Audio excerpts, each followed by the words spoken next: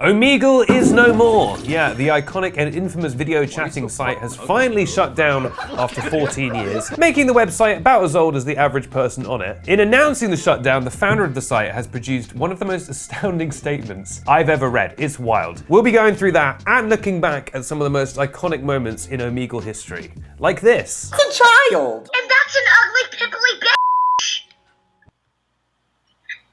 Yep, I'm 9, but thank you.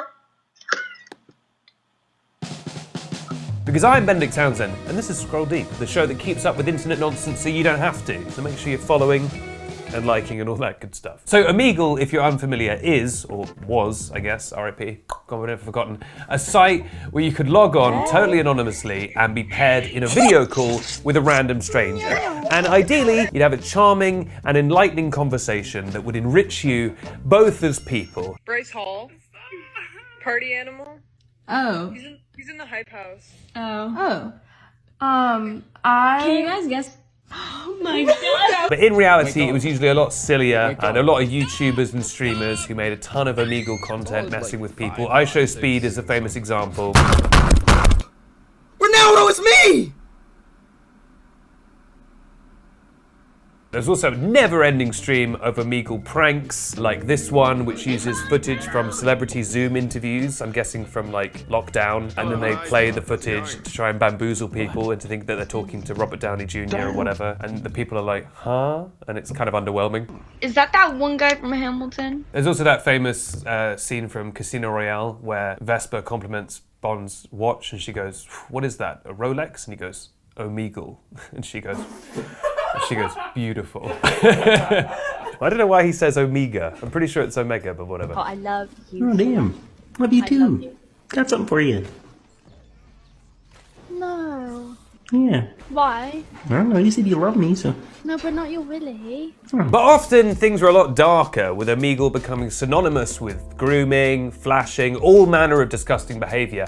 The fact that everyone who accesses the site is anonymous just created so many situations where children were getting matched with adults, often with very bad intentions. For example, in February of this very year, the BBC reported on an American woman who is suing Omegle. I don't really know how that lawsuit's going to work now, but was suing Omegle because 10 years ago, as an 11-year-old, she was matched with a predator. Incredibly dark stuff. But the founder of Omegle, who's still with the company, Leif, came out with this just truly incredible statement. You'd think the statement would be something like, we're very sad to say Omegle's closing because it didn't make enough money. No, no, no. It goes so much harder than that. It's like a whole statement about Western civilization. So basically, here's the sort of Cliff Notes summary of what the very long statement says. They founded Omegle when he was 18 years old and still living with his parents. That's right, teens. While you were wasting your life on Omegle, you could have been out there inventing Omegle. They also talk about being attacked as a young person, and they said they found safety on the internet because they weren't, quote, risking my physical body while communicating with people. So very heavy, this statement. Leif calls the premise of Omegle, and I want to get this right because this quote is insane, the idea of meeting new people distilled down to almost its platonic ideal, which is incredibly lofty, to cite Plato himself. Also, you know, $10 phrase, platonic ideal. Let's give him $10 on the board,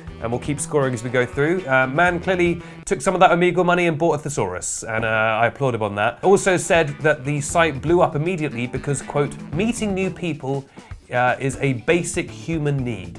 Sure. He said there were positives and negatives to Omegle, that's putting it lightly. Some people misused it, including to commit unspeakably heinous crimes.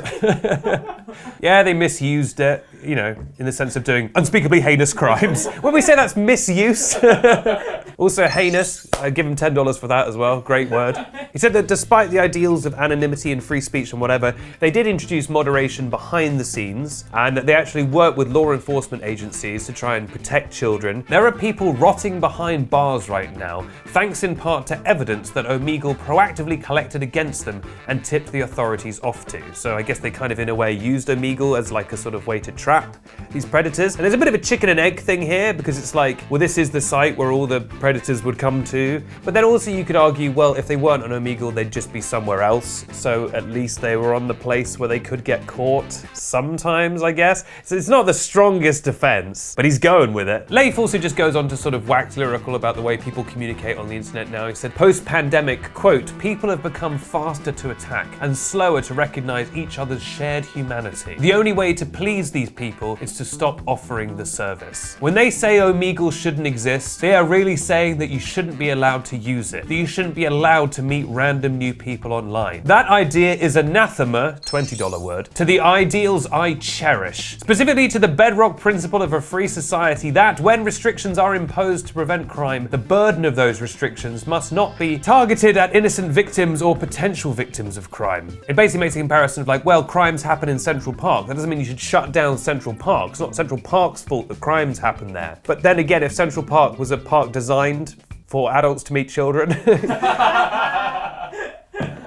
you might argue, hey, let's fix that park. He then says, in typical internet brain fashion, if something as simple as meeting random new people is forbidden, what's next? The classic slippery slope argument people love making of like, if you take away our anonymous meeting website, what's next? Banning people from owning dogs? Concludes by saying, operating Omegle is no longer sustainable, financially, nor psychologically. Frankly, I don't want to have a heart attack in my 30s. The battle for Omegle has been lost, but the war against the internet rages on. I worry that unless the tide turns soon, the internet I fell in love with may cease to exist, and in its place we will have something closer to a souped-up version of TV, focused largely on passive consumption with much less opportunity for active participation and genuine human connection. And that's nice. Problem is, when we gave people the freedom for over a decade to freely communicate with each other, all they did was prank each other and commit horrible crimes. Heinous crimes, in your words.